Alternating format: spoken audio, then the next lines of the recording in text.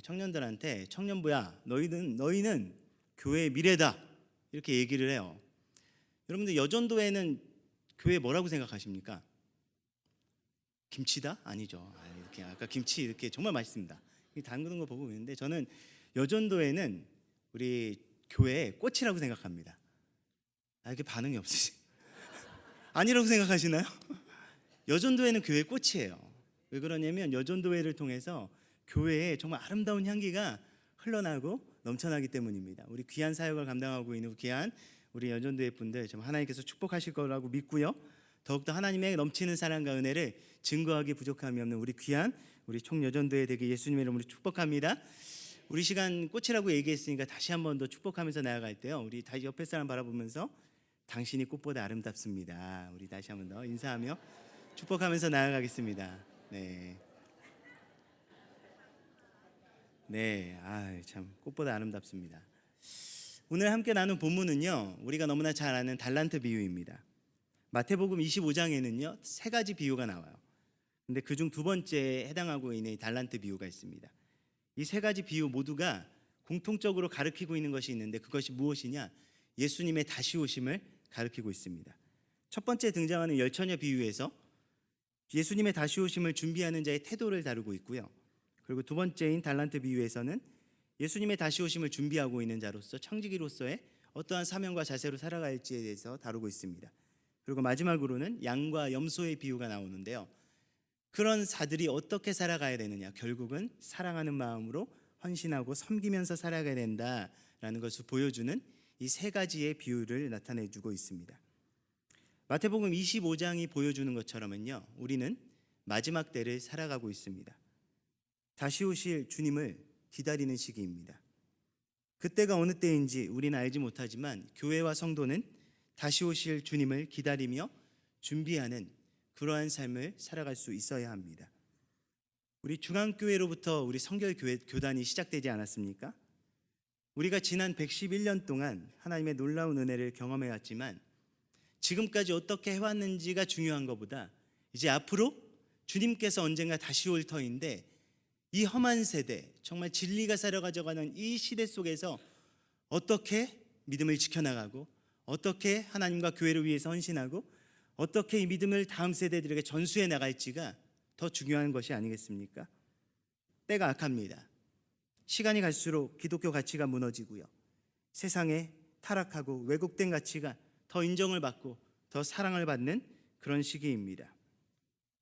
이런 시대의 흐름 속에서 하나님께 부여받은 그런 복음의 청지기 사명을 부여받은 교회와 성도들조차 그렇게 이 세상의 흐름대로 살아가고 있다면 분명 우리는 잘못된 것이 아니겠습니까?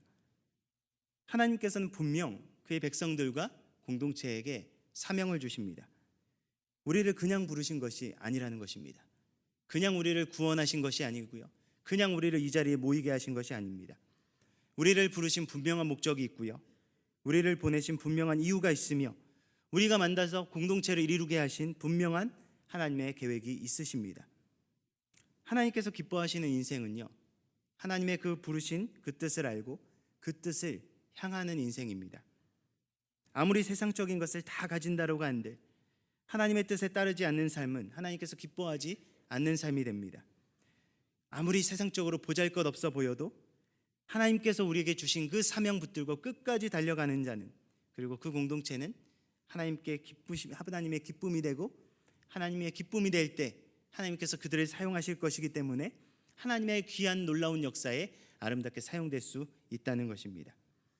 오늘 함께 나눈 이 달란트 비유를 통해서 하나님께서 우리에게 주신 사명이 무엇인지 다시 한번 더 살펴보기 원하고요, 우리가 과연 하나님께 부름받은 청지기로서 어떠한 마음과 자세를 가지고 하나님 앞에 나아가야 될지 다시 한번 더 고민해보고 다시 한번 더 그 주님의 부르심 앞에 결단하며 나아갈 수 있는 귀한 시간 되길 예수님의 이름으로 축원합니다. 첫 번째로 우리는 하나님께서 우리의 주인이시며 우리는 그분의 청지기임을 우리는 날마다 기억하면서 살아갈 수 있어야 합니다. 우리 14절부터 15절까지 말씀 우리 다시 한번 한 목소리로 이번에 다시 한번 더 읽어보겠습니다. 우리 14절부터 15절까지 함께 읽겠습니다. 시작. 또 어떤 사람이 타국에 갈 때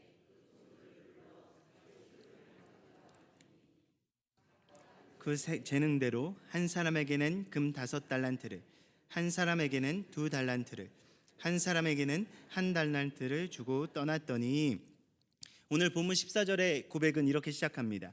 또 어떤 사람이 타국에 갈 때 그 종들을 불러. 명확한 관계가 나옵니다. 어떤 관계죠? 바로 종과 주인입니다. 명확한 관계가 성립되는 것이 중요합니다. 그런데 명확한 관계가 성립되지 않고요, 그것을 인정하지 않으면 거기서부터 모든 것이 틀어지게 되어 있습니다. 생각해 보십시오. 부모와 자식과의 관계가 있는데 그 명확한 관계가 성립되어 있지 않고 자녀가 부모를 거역하고 부모를 인정하지 않으면 거기서부터 가정의 불화가, 자녀와 부모와의 불화가 시작되는 거 아니겠습니까? 우리가 예수님을 주로 영접하고 구원을 얻는다라는 것이 무엇을 의미합니까? 명확한 관계 안에서 회복되는 것입니다. 명확한 관계 안에 서는 것입니다. 세상을 주인으로, 나 자신을 주인으로, 다른 것을 위해서 살아갔던 우리가 이제는 예수님을 나의 삶의 주인으로 인정하고 그대로 살기로 결단하며 그 안에서 변화받는 것입니다. 주인됨의 변화인 것입니다. 그분께서 우리의 주인이 되시며 우리는 그분의 종이 되는 것입니다. 이것을 인정하고 믿고 따르게 될 때 여러분, 우리는 정말 다른 삶을 살아갈 수밖에 없습니다. 여러분, 왜 우리가 하나님을 따르지 못할까요? 하나님께서 우리에게 분명히 보여주시는 바가 있는데 왜 그것을 따르는데 우리는 망설일까요? 하나님의 뜻인 거는 알겠는데 왜 그것이 그렇게 따르기가 우리가 힘이 들까요? 아직까지 내가 주인이어서 그렇습니다. 입으로는 하나님께서 나의 주인이십니다, 나의 구주이십니다, 나의 주님이십니다 라고 고백하지만 우리가 진짜 그렇게 믿지 못하기 때문입니다. 하나님께서 주인이 되셔야 우리 삶 가운데 진정한 자유함을 누릴 수 있습니다. 왜요? 아직까지 내 삶에 내가 주인이면 내가 책임지는 삶을 살아야 되는데 하나님께서 나의 주인이 되시면 누가 책임지십니까? 하나님께서 책임지시기 때문에 온전히 의탁하고 그분의 인도하심을 믿고 그분의 뜻대로 우리의 모든 것을 드릴 수 있는 것이기 때문입니다. 하나님께서 주인 되시는 그 삶을 살아갈 수 있는 우리 모두가 되길 축복합니다. 우리의 모든 환경 속에서 말입니다. 우리가 맡은 모든 사명 가운데 말입니다. 하나님께서 주인이시며 나는 그분의 종이다 라는 정체성에서부터 시작돼야 우리는 비로소 그때야 청지기로서의 사명을 감당할 수 있는 것입니다. 오늘 본문 말씀은 뒤이어 말씀합니다. 자기 소유를 맡김과 같으니. 하나님께서 맡기셨습니다. 누구 소유를요? 하나님 자기의 소유를 맡기셨다라고 이야기합니다. 여기서 분명한 소유의 소유자가 나오는 것입니다. 누구의 것입니까? 내 것입니까? 아닙니다. 하나님의 것입니다. 하나님께서 주인이시고 나는 그분의 종이기에 맡겨진 것은 나의 것이 아니라 하나님의 것이라는 것입니다. 나에게 허락된 모든 것이 내 것이 아닙니다. 내가 선택하고 내가 결정하고 내가 붙드는 것 같지만 이 모든 것이 하나님께서 허락하신, 그리고 하나님께서 우리에게 맡겨주신 사명이라는 것입니다. 그런데 여기서 중요한 것은요, 하나님께서 우리가 주님 만날 때까지 끝까지 붙들 것을, 그 사명이라는 것을 우리에게 모두에게 주셨는데 그게 다 다르다는 데 있습니다. 똑같으면 상관없는데요, 다 다르다는 데 있어요. 뒤이어 말씀을 이야기합니다. 각각 그 재능대로 한 사람에게는 금 5달란트를, 한 사람에게는 2달란트를, 한 사람에게는 1달란트를 주고 떠났더니. 여러분, 모두가 받았습니다. 그런데요, 모두가 다르게 받았습니다. 여기서 문제가 생기는 겁니다. 똑같이 받았으면 상관이 없는데 다르게 받았기 때문입니다. 그렇기 때문에 어려운 거예요. 여러분, 지혜로운 자가 어떤 자인지 아십니까? 지혜로운 자는요, 다름과 차이를 인정하고 순종하는 자입니다. 왜냐하면 달란트를 결정하는 것은 우리의 몫이 아니기 때문입니다. 하나님의 주권입니다. 하나님의 주인됨을 인정하는 것은 여기서 바로 분명해지는 것입니다. 주는 것은 주인의 의지이고요, 주인의 계획입니다. 판단하는 것도 오직 주인의 몫입니다. 받은 것이 우리의 것이 아니기에 우리는 맡겨진 것에 충성을 다하기만 하면 되는 것인데 우리는 너무나 쉽게 나의 관점과 나의 기준으로 하나님의 뜻을 판단합니다. 여러분, 교회가 다 똑같을 수 없고요, 사람 관계가 다 같을 수 없습니다. 우리의 가정이 다 같은 모양일 수 없고요, 우리의 자녀들도 다 같은 모양일 수 없습니다. 여러분, 하나님께서 주셨다면 여러분 그것이 은혜이고요, 하나님께서 보내셨다면 여러분 그곳에 소망이 있는 것이고요, 하나님께서 함께 하신다면 여러분 그곳에 하나님의 꿈이 있는 것입니다. 그렇기 때문에 문제는 주시는 하나님이 아니라 받아들이는 우리에게 있다는 것입니다. 오늘 본문은요, 너무나 은혜로운 것이 주인이 사랑의 깊이만큼 달란트에 차별을 주셨다라고 기록하지 않기 때문입니다. 여러분, 주어진 것으로 사랑의 깊이를 판단할 수 없다라는 것입니다. 여러분, 그렇게 따지면 하나님께서 예수님을 이 땅에 보내셨을 때 마구간을 허락하셨겠습니까? 자신의 목숨보다 자신의 모든 것인 예수 그리스도로 이 땅에 보내셨는데 마구간을 허락하신 거예요. 왜 그토록 하나님께서 사랑하시는 그 사람들을 광야와 같은 척박한 땅으로 보내셔서 그들을 훈련시키셨겠습니까? 여러분, 세상적인 관점에서는요, 더 많이 받는 것이 더 많이 사랑받고 축복받는 것일 수도 있습니다. 그러나 하나님의 관점에서는 그렇지 않다는 것이 얼마나 큰 은혜입니까? 여러분, 우리의 생각은 완전하지 않기 때문에 하나님의 인도하심을 신뢰해야 합니다. 그리하실 때뿐만이 아니라 그리하지 아니하실지라도 우리를 선하게 인도하시는 그 하나님의 인도하심을 우리는 신뢰할 수 있어야 합니다. 여러분, 그것이 신앙 아니겠습니까? 여러분, 우리가 선 곳이 하나님께서 보내신 곳입니다. 우리에게 주어진 환경은 하나님께서 주신 것입니다. 여러분, 내 손에 준 것이 아무리 보잘것없어 보인다라고 할지라도 하나님께서 주신다면 여러분, 그것은 이 세상을 뛰어넘는, 이 세상을 이기는 무기가 되는 것입니다. 아무리 내가 선 곳이 황무지 같을지라도 하나님께서 보내신 곳이고 하나님께서 함께 하신다면 여러분, 그곳이 사막이 아니라 그곳이 바로 에덴 동산이 되는 것입니다. 여러분을 지으신 이가 하나님이심을 잊지 마십시오. 여러분을 부르신 이도 하나님이시고 여러분을 보내신 이도 하나님을 잊지 마시고 우리를 부르신 그 하나님을 믿음의 눈을 들어 바라보기에 부족함이 없는 우리 모두가 되길 예수님의 이름으로 축복합니다. 두 번째로, 부르심의 가치를 여김에 따라 헌신의 깊이가 달라졌다라는 것을 우린 기억해야 됩니다. 우리 16절부터 우리 18절까지 말씀 우리 다시 한 번 더 한 목소리로 읽어보겠습니다. 함께 읽겠습니다. 시작. 그것으로 장사하여 또 5달란트를 남기고 2달란트 받은 자도 그같이 하여 또 2달란트를 남겼으되 1달란트 받은 자는 가서 땅을 파고 그 주인의 돈을 감추어 두었더니, 주인은 다르지만 모두에게 달란트를 줍니다.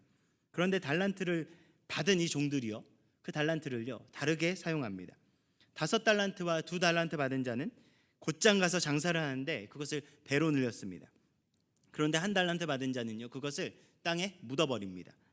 여러분, 분명히 이 사람들은요 같은 주인을 섬기고 있었고요, 이 사람들이 종이라는 것을 알고 이분이 주인이라 쓴 것을 알고 자기에게 주어진 것이 자기의 것이 아니라 주인의 것임을 알았는데 왜 이들은 다르게 행동했고 이들의 행동의 결과는 이렇게 달랐을까요? 이들이 받은 부르심의 가치를 다르게 여겼기 때문이라고 저는 생각합니다. 그렇기 때문에 이들의 헌신의 태도와 깊이가 갈라졌다는 것입니다. 여러분, 왜 이들이 이렇게 다르게 행동했었어요? 다르게 행동한 사람은 1달란트 받은 한 사람밖에 없습니다. 여러분, 그렇다면 이 사람은 왜 하나님께서 자신에게 주신 것을 땅에 그대로 묻어버렸을까요? 여러분, 그렇게 한번 생각해 보셨습니까? 왜 그랬을까요? 저는요 비교되니 그랬다라고 생각합니다. 여러분, 주인도 참 그렇습니다. 한번 생각해 보십시오. 여러분, 줄 거면 안 보이게 주면 되지 않습니까?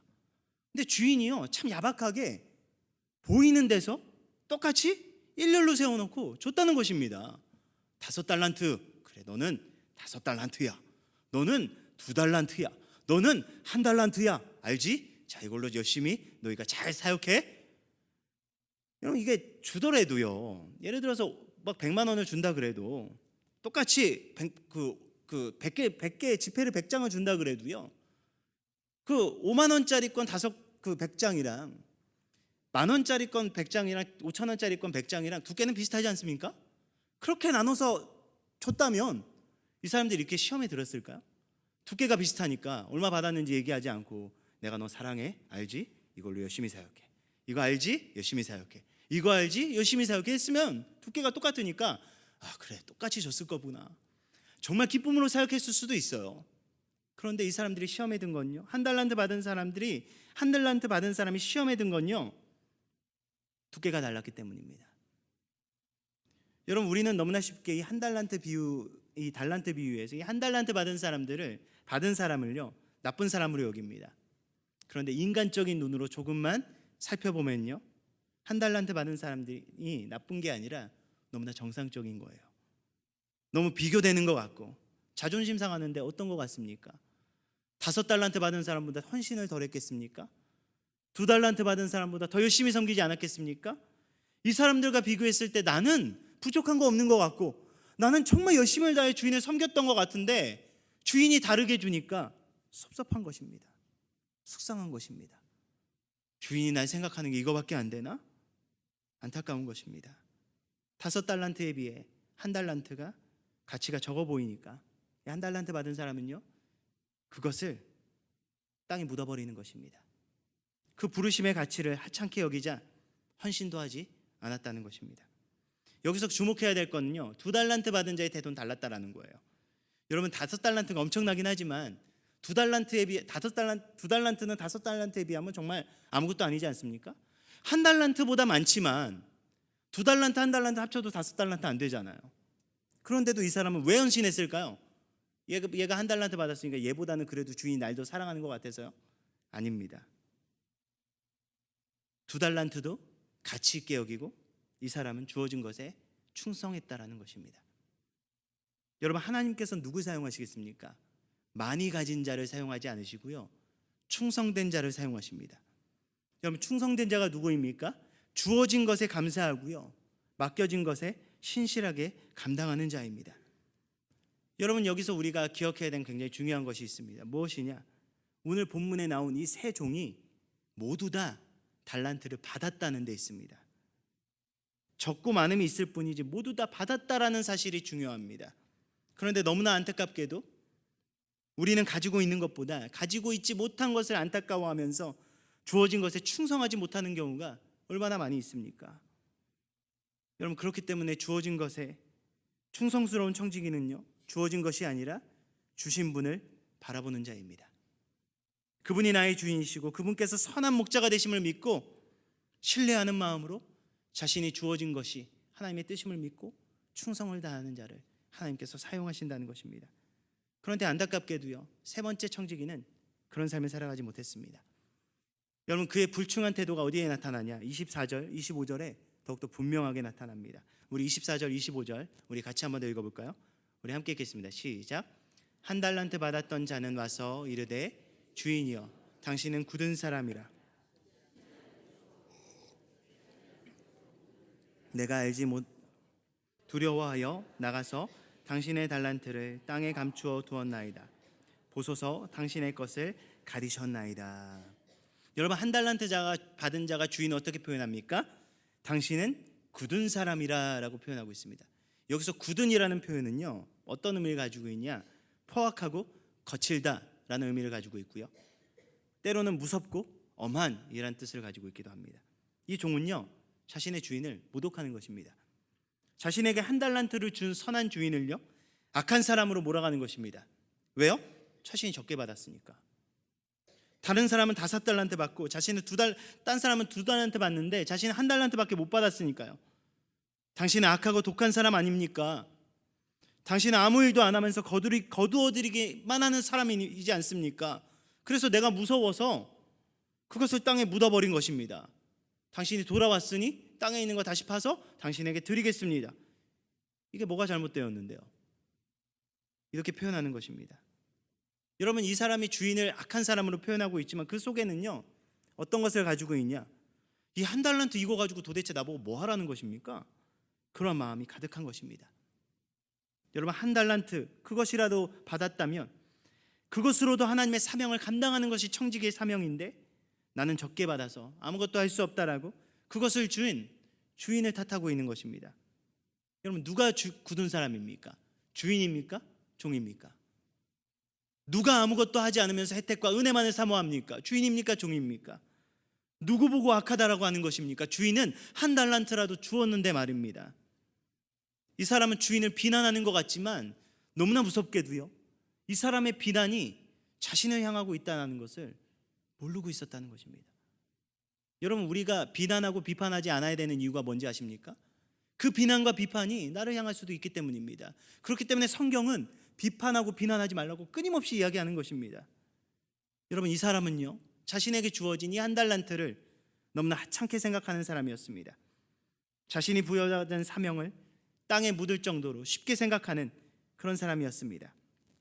자신을 향한 하나님의 뜻을 이룰 의지도 없고 노력도 안 하는 악하고 게으른 종이었습니다. 결국 그것을 땅에 묻고 아무것도 하지 않으므로 이 사람이 결국 주인에게 책망을 받지 않습니까? 여러분, 한 달란트가 적습니까? 5달란트와 비교하니까 적어 보이지, 여러분 한 달란트를 지금 시세로 바꾸면 6억 이상이 됩니다. 여러분, 이게 적은 돈입니까? 이것이 적은 것입니까? 최소 6억이라니까요. 하나님께서는요, 그의 백성들을 주님 오시는 그날까지 그들에게 사명을 주시는데 그것을 감당할 수 있는 그런 달란트를 하나님께서 허락하시는데 적어도 한 달란트 이상을 주신다라는 게 은혜 아닙니까? 여러분, 그것이 은혜입니다. 그것을 어찌 사용하느냐? 여러분, 그것은 우리의 몫입니다. 여러분, 다윗이 골리앗을 어떻게 잡았습니까? 거대한 명검으로 잡았습니까? 성경은요, 명검으로 잡았다라고 이야기하지 않습니다. 다윗이 입고 있는 옷이 화려한 금으로 치장된 갑옷이라고 이야기하지 않습니다. 무엇이라고 얘기합니까? 물맷돌입니다. 목동들이나 쓰는 하찮은 물맷돌 말입니다. 여러분, 물맷돌이 여러분 봤었을 때 인간적으로는 여러분 한번 생각해 보십시오. 그게 5달란트처럼 보이십니까? 1달란트 정도도 되지 않는 초라하고 작은 것입니다. 그런데요, 다윗이요, 성경을 보면 단 한 번도요, 하나님 왜 저에게 좋은 환경 허락하지 않으셨습니까? 저 요나단 보십시오. 왕의 아들로 태어나서 왕자로 태어나서 저렇게 떵떵거리면서 살아가는데 왜 저에겐 칼과 창을 무장시켜 주지 않으셨고, 왜 저를 그렇게 군사적인 체계적인 훈련을 받으셔서 받게 하셔서 이 골리앗 앞에 설 수 있게 저에게 그런 환경 허락하지 않으셨습니까? 그렇게 하나님께 따지고 하나님을 정말 그 악한 그 주인으로 묘사하지 않습니다. 자신에게 주어진 것이 너무나 하찮은 물맷돌처럼 보인다라고 할지라도 끊임없이 노력해서 그것을 하나님 앞에 드리는 데 사용합니다. 그때 하나님께서 그걸 어떻게 사용하십니까? 너무나 보잘것없는 1달란트도 안 돼 보이는 그 물맷돌을 들어서 진짜 5달란트 이상의 환경에서 훈련받고 세상적으로 누가 봤을 때 정말 엘리트요, 어려서부터 용사인 골리앗을 쓰러뜨리지 않으십니까? 그런데 다윗이 이 물맷돌을 하찮게 여기고 땅속에 묻어버렸다면요, 여러분 어떻게 됐겠습니까? 저는 이 5달란트, 이 1달란트를 아주 적절히 비교하는 예가 저는 바울과 베드로라고 생각합니다. 여러분, 누가 보아도 바울은요 5달란트 받은 자였습니다. 어려서부터 율법으로 훈련되어 왔고요, 학식도 뛰어나고요, 그리고 외국어도 능통했습니다. 바울은요 5달란트를 받기에 정말 충분한 자격이 있는 만큼 하나님의 크신 사역을 감당했습니다. 그를 통해서 놀라운 선교의 문이 열렸고요, 바울이 아니면 할 수 없었던 그 놀라운 일들을 하나님께서 이루어 가십니다. 그의 뛰어난 율법적인 학식만큼 로마서라는 엄청난 그런 신약 성경의 그 복음의 핵심이라고 이야기하는 그 로마서도 사도 바울에 의해서 쓰여지지 않습니까? 뛰어난 신학적 깊이로 수많은 서신서가 바울의 손에서 쓰여지게 됩니다. 그와 비교해서 베드로는요 얼마나 초라해 보입니까? 공부할 기회도 없었고요, 수십 년 동안 한 일이라고는 그저 물고기 잡는 일일 뿐이 없습니다. 그가 고작 내세울 수 있었던 일은 예수님을 3년 동안 따라다니던 일이었습니다. 근데 그것조차 내세울 만했습니까? 수도 없이 예수님께 책망받고요, 수도 없이는 아니죠, 물 거기다가 빠지기도 하고 심지어는 결정적으로 예수님 배반하지 않습니까? 정말 베드로에겐 이 1달란트라는 이것조차도요 너무나 부족하게 여겨집니다. 그렇지만 예수님께서 그를 어떻게 세워놓으십니까? 반석 위에 그를 세워놓지 않으십니까? 그는 무식했습니다. 그렇지만 성령님께서 힘을 주셔서 누구보다도 지혜롭고 능력 있게 사역을 감당할 수 있었습니다. 만약에 베드로가 자신이 초라해 보인다고, 아무것도 할 수 없는 것처럼 느껴진다고 자신의 부르심을 땅에 묻어버렸다면요, 나는 역시 어부가 천직이야, 예수님 내 주제 무슨 예수님이야, 바울 같은 사람이 예수님 따라야지, 그리고 자신의 부르심을 덮어버렸다면 어떻게 됐겠습니까? 여러분, 중요한 것은요 받은 달란트가 아닙니다. 받은 부르심이 같다라는 데 있습니다. 부르심이 같지만 재능과 환경이 다를 때 우리 부르심을 똑같이 이루어가기 위해서 누가 책임져야 됩니까? 달란트 받은 사람이요? 아니면 달란트 준 사람이요? 달란트 주신 분이 그것을 책임져야 됩니다. 누굽니까? 하나님입니다. 그렇기 때문에 여러분, 한 달란트가 결코 적은 게 아니라는 것입니다. 하나님께서 5달란트 받은 사람이나 1달란트 받은 사람이나 하나님의 부르심에 합당하게 그들을 써야 된다면 한 달란트 받은 사람의 부족함을 나머지 네 달란트를 누가 채우시겠다라고 약속하시는 겁니까? 하나님께서 채우시겠다라고 약속하시는 겁니다. 그렇기 때문에 한 달란트가 적은 것입니까? 결코 적지 않다는 것입니다. 더 크게 사용될 수 있는 것입니다. 왜요? 하나님께서 채우시니까요. 천하보다 귀한 영혼처럼 여기시는 분이 하나님 아닙니까? 독생자 예수 그리스도까지 아낌없이 내어주시니가 하나님 아니십니까? 그 사랑과 은혜로 우리를 부르셨는데 우리는요, 조금만 남들과 비교해서 비교되는 것 같아도 우리는 너무나 쉽게 좌절하고 우리의 부르심을 묻어버리지 않습니까? 하나님의 사랑을 잊은 채로 말입니다.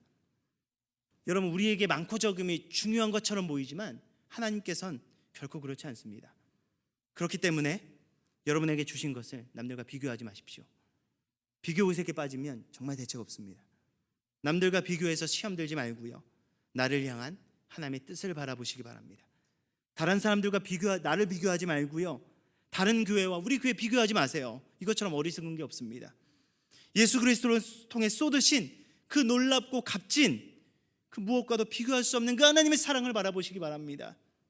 여러분, 신앙은요, 남을 향한 하나님의 뜻을 바라보는 것이 아니라 나를 향한 하나님의 뜻을 바라보는 것입니다. 하나님의 관점에서 나의 인생을 바라보기 시작할 때, 하나님의 인생에서, 하나님의 관점에서 우리의 교회를 바라보기 시작할 때, 그때서야 우리는 하나님의 사명을 감당할 수 있는 것입니다. 아무리 작아 보이는 것이라고 할지라도요, 우리에게 맡겨진 것에 충성을 다할 때 하나님께서 우리에게 은혜를 베푸시는 것입니다. 사도 바울은 고린도전서 4장 2절에 맡은 자에게 구할 것은 충성이라고 이야기합니다. 우리에게 맡겨진 것에 충성을 다함으로 비록 그것이 작은 것일지라도 하나님 앞에 귀하게 쓰임받을 수 있는 우리 모두가 되기 예수님의 이름으로 축원합니다. 마지막으로 하나님께서 우리에게 주시는 충성의 상급은요, 다른 것이 아니라 더 큰 사명이라는 것을 우리는 기억할 수 있어야 됩니다. 우리 20절부터 23절까지 말씀 우리 다 같이 한번 읽어볼까요? 함께 읽겠습니다. 시작. 자는 5달란트를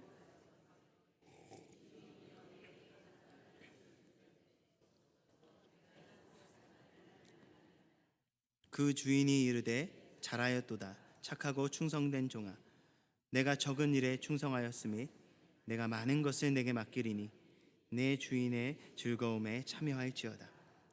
2달란트 받았던 자도 와서 이르되 주인이여, 내게 2달란트를 주셨는데 보소서, 내가 또 2달란트를 남겼나이다. 그 주인이 이르되 착하고 충성된 종아, 내가 적은 일에 충성하였음에 내가 많은 것을 내게 맡기리니 내 주인의 즐거움에 참여할지어다 하고. 여러분, 주인으로부터 상을 받은 이 청지기들이 받았던 일관된 칭찬이 있습니다. 무엇입니까? 착하고 충성된 종아, 내가 적은 일에 충성하였음에 내가 많은 것을 내게 맡기리니 내 주인의 즐거움에 참여할지어다. 여러분, 5달란트를 2배로 불려서 10달란트 남긴 자와 2달란트를 4달란트로 남긴 자들이 주인의 칭찬을 들었었던 것은요, 이들이 얼마를 남겨졌기 때문이 아닙니다. 그들이 얼마나 충성되었는지 예수님께서는 그걸 보시고 그것들을 가지고 충성하셨다라는 것입니다. 여러분, 1달란트 받은 자가 만약에 열심히 노력하고 충성을 했는데 1달란트 더 남기지 못했다라면 예수님께서 주인께서 이들을 지적하셨을까요? 아닙니다. 내가 정말 충성하였으니 너도 내 주인의 즐거움에 참여할지어다 이러고 이를 축복했을 것입니다. 여러분, 충성된 자 더 이게 은혜인지 뭔지 모르겠는데요, 이들에게 주어진 상급이 무엇입니까? 이들에게 더 많은 일과 주인의 즐거움에 참여하는 것이었다라는 거예요. 여러분, 이들이 받았던 것은 충성의 대가가요, 포상휴가나 물질적인 축복이 아니었다라는 것입니다. 이게 여러분, 감이 잘 안 와서 그러는데 어떻게 생각하시면 되냐면, 제가 군대에 있었을 때 이런 일이 있었어요. 이게 굉장히 높은 이런 그런 장교 한 분이 오신다 그러면요, 군대 전체가 난리가 납니다. 남자분들은 아실 텐데 난리가 나요. 막 없던 거 막 다 치우고요, 막 산에 있는 부대면 나무 전체를 막 뽑을 기세로 막 뭔가를 합니다. 열심히 막 무언가를 합니다. 그런데 우리 그 제일 높으신 분이 와가지고 이 얘기합니다. 야, 너희들 이거 정말 잘했어. 근데 더 많은 거 하자. 더 큰 거 하자. 우리 부대 안 청소 열심히 했어. 잘했는데 더 잘 보이기 위해서 뭘 해야 되냐? 산에 있는 나무 다 뽑아버리자. 이렇게 돼버리는 거예요. 어떻겠습니까? 힘들지 않겠습니까? 우리 명절 다가오는데 우리 며느리 되시는 분들 참 심심한 위로를 드립니다. 얼마나 힘듭니까? 우리 시어머니께서 다 그 경험 있으시지 않으십니까? 며느리야, 이거 해라. 이것만 하면 우리 괜찮을 것 같다. 그리고 일을 맡겼는데요, 열심히 했습니다. 이거 하면 좀 쉴 수 있을 것 같은데, 그거 다 하고 나니까 작은 것에 충성하였으니 이제는 더 많은 전을 한번 붙여보자꾸나. 여러분, 이렇게 하면 한다고 생각해 보세요. 이게 진짜 이게 뭐 악덕 기업주 같지 않습니까? 그런 느낌입니다. 쉬지 않습니다. 이게 뭔가 열심히 했으면 쉼을 줘야 되는데, 네가 작은 것에 충성했으니 더 큰 거 내가 줄 테니까 이거 한번 더 해보자, 이러는 겁니다. 그런데요, 이게 은혜라고 이야기합니다. 이것이 주인이 주는 즐거움이라고 이야기하는데 은혜가 있습니다. 여러분, 우리가 하나님 앞에 작은 것에 충성을 다할 때요, 하나님께서 우리에게 주시는 것은요, 더 큰 사명이라는 것입니다. 또 그것에 충성해야 할 때 하나님께서 우리에게 더 큰 사명을 주신다는 것입니다. 여러분, 우리가 추구해야 될 것은요, 이거 끝냈다고 하나님께서 나에게 주시는 축복과 은혜와 평강과 세상적인 안락이 아니라 더 큰 하나님의 사명을 감당하기 위한 훈련의 과정이라는 것입니다. 여러분, 왜 그럴까요? 제가 목사이기 때문에 이런 말 드리는 게 아니라요, 천국 가서 누릴 게 너무나 많기 때문이에요. 저 너머에 우리는 영원토록 누릴 수 있는 게 더 많기 때문입니다. 그런데 왜 우리는 이 세상에서 모든 것을 다 누리려고 하십니까? 이미 우리는 하나님의 나라의 모든 것을 상속받은 자들인데 말입니다. 여러분, 우리는 이 땅에 온 것이요, 이 땅에서 안락과 행복을 누리기 위해 온 게 아니라 단기 선교하러 가기 위해 온 거라니까요. 이번에 네팔 갔다 왔잖아요. 네팔 가는데 저희 청년부는 이렇게 1년에 한 번씩 또 청년부가 몽골이든 어디든 선교 나가거든요. 여러분, 선교 나가거나 할 때 선교지 나가서 그래도 내가 여기 한 달 있는데 조금 그나마 편하게 살 거면 집 한 채 있어야지, 다니기 불편하니까 차 한 대 사야지, 적어도 오토바이 한 대는 있어야지, 이렇게 사는 사람 있습니까? 그러신가 보네. 안 그러잖아요. 왜 그래요? 선교지 가서 왜 그렇게 삽니까? 돌아갈 나의 집이 있기 때문 아닙니까? 여러분, 우리가 이 땅에 단기 선교 온 겁니다. 조금 긴 단기 선교요. 근데 여러분, 우리 인생을 100년도 안 되는 인생이라 그러잖아요. 100년이라고 쳐요.